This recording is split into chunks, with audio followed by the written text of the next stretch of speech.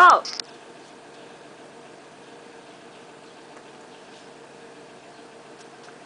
Maka-chan!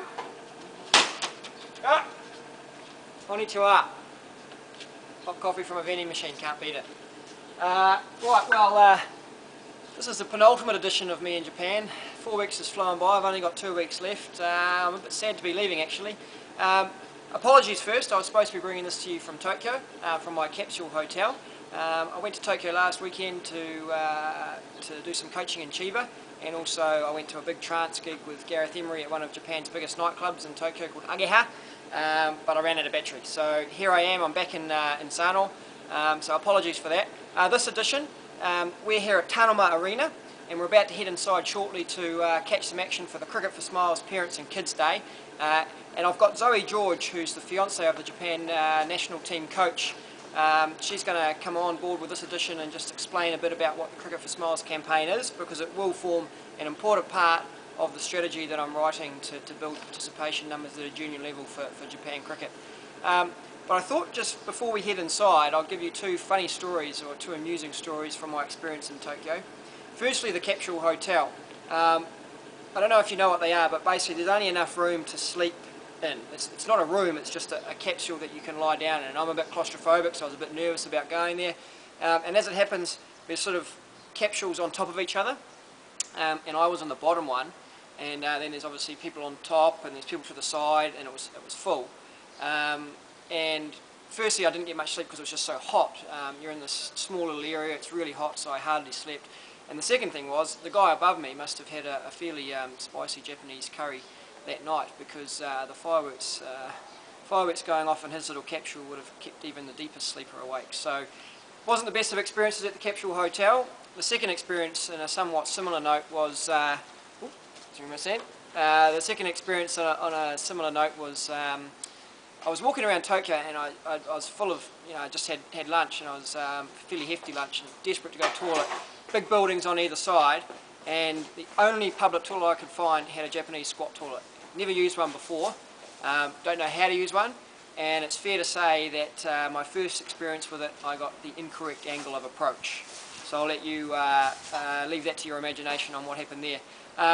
Now, I mentioned before I went to a trance gig in Japan. It was a big trance gig. People who know me know I love my trance. And I just sort of give a little plug for the Lead Events boys, my mates back at home, because they've got a big gig for Tritonal coming on our shores. So Lead Events, check them out. 16th of July on K Road. See facebook.com/Lead Events for tickets and more information. So thanks boys, that'll be $20 or a free ticket, VIP ticket, thank you very much. But let's head inside. We're going to find out what's happening in the Tanoma Arena for the Cricket for Smiles Parents and Kids Day. Let's go.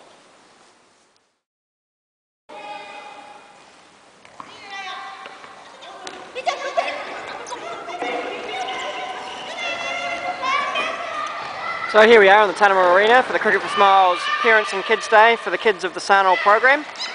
A chance for these kids to show their parents the skills they've learned in the program, as well as give the parents some idea of what cricket is and some basic skills, so that maybe we can start to see some more informal games in the backyards and local parks in Sano. I think an important part of building a cricket culture is just that informal play, and something that we don't really see here, just because cricket is just such a new sport. So trying to give the parents some idea of some basic skills that they can teach their kids at home, and some fun games is a great initiative from the Japan Cricket Association.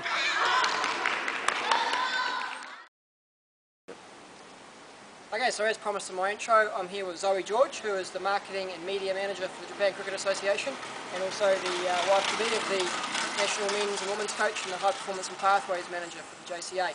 So Zoe, can you maybe tell everyone back home just what is Cricket for Smiles and how it came about?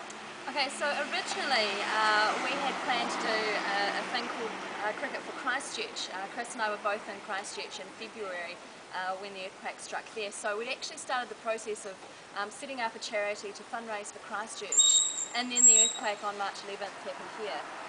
So we decided that as much as we love Christchurch, we really do need to support people here in Japan, and a great way to get them involved is through cricket. So what we intend on doing is to go up to the worst affected areas at the northeast of Japan. Thousands of people lost their lives, and thousands are still missing. That huge tsunami went 10 kilometres inland, and it washed away homes and schools, and people lost everything. So we wanted to provide them with something that will bring them a bit of joy and a bit of happiness, and that's why we want to provide cricket to them. I mean, you can play cricket anywhere, in the street, in your backyard, absolutely anywhere. So that's how Cricket for Smiles came about. Awesome. So what are some of the goals of Cricket for Smiles?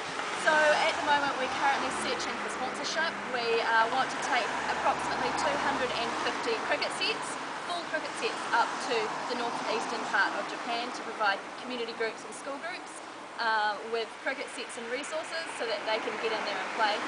And we want to connect people through cricket. Cricket is a global sport. It really, really is.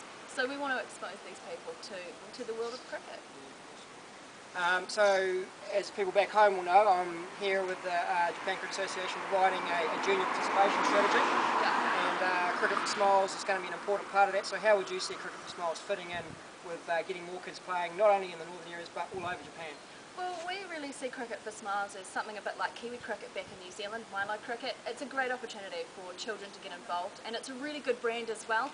I'm not too sure if you've seen our little logo, our Cricket for Smiles logo, but it's actually a cricket ball, and it's got a heart as one eye, and you know, just that's what cricket's all about. It's about heart, it's about having a bit of fun, and that's how we want to engage more children to play. Hopefully they can get in there and get stuck in, learn a few skills. You know, cricket's not a hard sport to learn as a youngster, so hopefully we can get in there and teach them some fun things. Awesome. Well, that's Cricket for Smiles, and as I said, that'll be an important part of my participation strategy.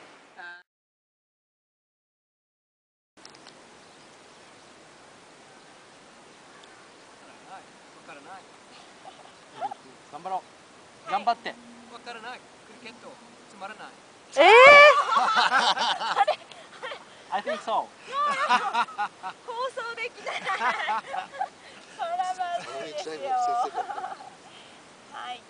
じゃあ行きます。 So this wraps up episode 3, as is my want. I've been a smartass. Relax, okay. Somebody relax.